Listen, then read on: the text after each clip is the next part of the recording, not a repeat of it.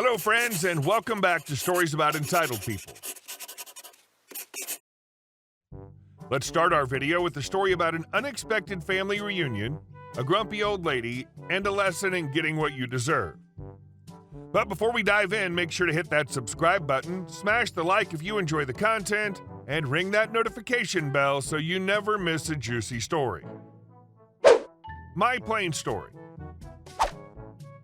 A few Christmases ago, flying home to my parents' hometown, I ended up having a layover in the city my sister lives in. Unbeknownst to us, we ran into each other at the gate. What a wonderful twist of fate. It was my 2-month-old niece's first plane trip and my first time seeing her. Since we already had assigned seats, we compared our tickets. As luck would have it, they were 2 rows from me.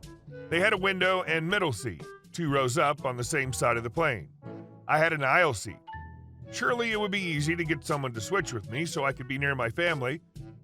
It'd be trading apples for apples. Plus, if someone offered me an airplane seat that wasn't next to a baby, I'd be all over it. No one wants to be next to a baby in an airplane. The only reason I wanted to was because this baby was related to me. Enter the most crotchety old woman I've ever met. I explained the situation and politely asked for the switch. She responded with a curt, "No, this is my seat." And she turned away from me, signaling that the discussion was over. Not wanting to cause a scene, I accepted her answer. It was her seat after all, and go to my original seat. My sister rolled her eyes, but we knew we'd have a week together. We didn't need to sit next to each other on the plane. It was worth a try. Halfway through the flight, I'm shaken awake. I sleep quite soundly on airplanes, always have. I assumed that one of my row mates needed to use the restroom.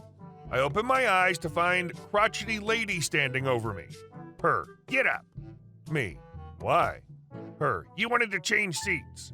Me, "That was an hour ago." And that's when I heard it, the unmistakable sound of a screaming infant. I smiled, understanding that the woman had regretted her decision to be stingy and was now demanding the trade. However, being crotchety, she was still incapable of any politeness. "I'm good here," I told her. I was napping. "This is my seat," she screeched. "No, it literally isn't," I responded. At this point, the stewardess approaches us to see what the problem was. The old woman demanded that I get out of my seat. I handed my ticket to the stewardess, explaining that I had indeed asked the woman to switch when we were boarding, and she turned me down. The old lady gestured to my wailing niece and stated she obviously couldn't sit there, and she wanted to switch now. "So," the stewardess clarified, "you didn't want to switch seats, but now that there's a crying baby, you've changed your mind." "Yes," screeched the old hag. "She said she'd switch with me, and now she won't. Make her get out of my seat." Fortunately, the stewardess was on my side. I'd offered a trade. Baby Yaga had declined. Now that circumstances had changed, she couldn't force me to switch when I didn't want to. After some back and forth, the old woman begrudgingly sat back down next to the banshee, and I returned to my nap. Being an aunt is the best.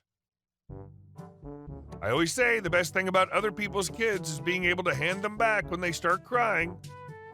This story takes that concept to another level. And our second story. I'm just the dependent. My friend Belle is now retired, but for many years she was an Army officer. Her husband, Adam, was a civilian police officer. Given the nature of their jobs, at least until Adam was forced to retire due to an injury he sustained in the line of duty, they were both very busy, especially early in their careers, so the times they had days off together were a special event. It was rough sometimes, but they made it work, and to this day, they're still 2 crazy teenagers in love. There's an important thing to note about Adam. He was raised to be respectful and courteous to women. Chivalry, you might call it. It's one of their rare days off together, and they decide to run some errands and get dinner together. A new store in town opened the week before, and they decided to check it out. They get there, and Adam is, as always, being the perfect gentleman. He's holding the door open for Belle, pushing the cart, helping shorter people reach items on the top shelf, that sort of thing. This gets noticed by others. Women playfully tease their husbands with, "Why don't you do that for me, honey?" And this encourages the men to start playing the chivalry game. They check out, and there's a sign at the register saying that there's a military discount. Adam gets Belle's wallet out of her purse, it was resting on the cart's child seat, and shows her military ID so they can get the discount.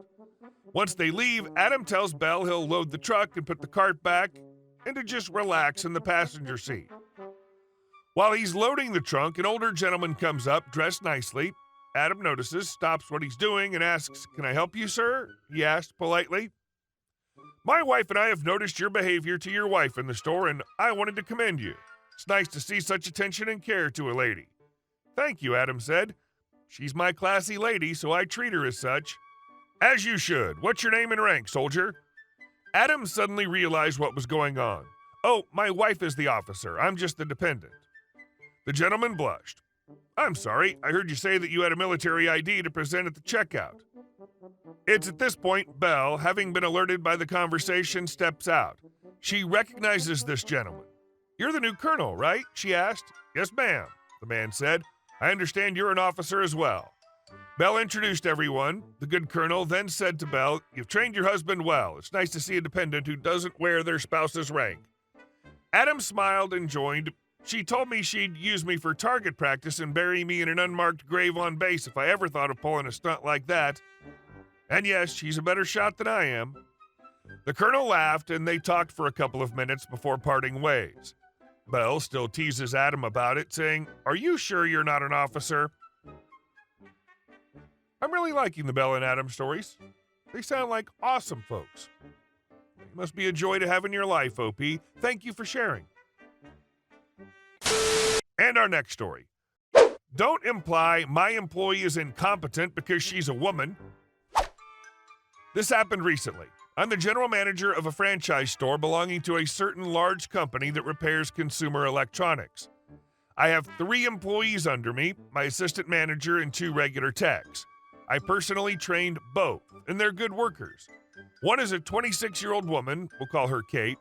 She's a good tech and a great person, but like most junior techs, she makes a mistake on occasion. It happens, and you learn from it. On my day off, a man came in with an iPhone that had a cracked screen.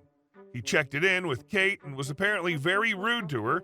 He implied that women shouldn't work on complicated devices, refused to give his passcode, important later.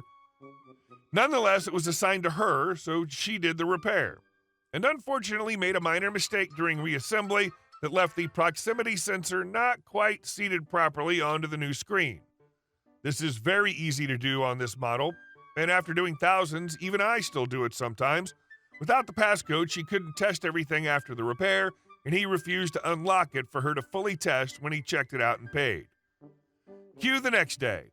I'm working in the back, man comes in with his phone, and Kate goes out to greet him. The proximity sensor wasn't working. No big deal, very simple to fix and make it right, which she said, but he then berated her for daring to try to repair his phone when she clearly is not qualified to do anything other than work at the desk. Hearing the entire exchange, I went up front. He looked at me and said, "Finally, a real technician." My employees generally wear company t-shirts, but I'm usually in a company polo. Him. "I want this taken care of by a real technician, not this woman," pointing at her. Me in my best customer service voice, "I'm the general manager. I will take care of this situation personally. Give me an hour." We go in the back, and she's clearly distressed. She knows it was her mistake, but me seemingly siding with this scumbag and not saying anything about his nasty comments really shocked her. And then I tell her, "Go to the buyback box and find his old broken screen, please." The look in her eyes when that sinks in and she realizes what I'm about to do was absolutely wonderful. "Kate, wait, are you seriously going to?" Me. "You're damned right I am." I proceeded to undo the entire repair and put his old broken screen back on, then called and let him know it was ready for pickup. When he showed up, I smiled and handed him the phone. He was clearly confused. Him. "But it's broken like it was before." Me in my best customer service voice, "I have returned it to the state it was in when you brought it. Since you do not want my technician working on your phone, I thought you would prefer to have it repaired elsewhere. I've refunded your payment. Thank you, and have a nice day." Him. "This is ridiculous. I'm complaining to your corporate office." Me. "Do you need their number?" Him. "No." Me. "Then have a nice day." I've seen so many stories where bosses do nothing, so big applause to you. And our last story. Neighbor stole my gravel. Neighbor and I had discussed getting gravel for our alleyway. However, after repeated agreements that I would chip in if he would make the arrangements over several years, he never did. So I contracted a reputable gravel company and had enough gravel delivered to cover the alley and my parking spaces. There was enough to lay a solid 2 to 3 inch base, but not enough to cover his parking spaces. Neighbor started by complaining I didn't cover his area out of spite. Note that we've always been cordial neighbors for over 10 years with no issues. He went on to insist the gravel was too thick and needed to be thinned out, so he was going to get someone to do this. I told him not to give it 6 months to settle. In the meantime, I told him if he wanted gravel in his parking area, he should contact someone and have it brought in.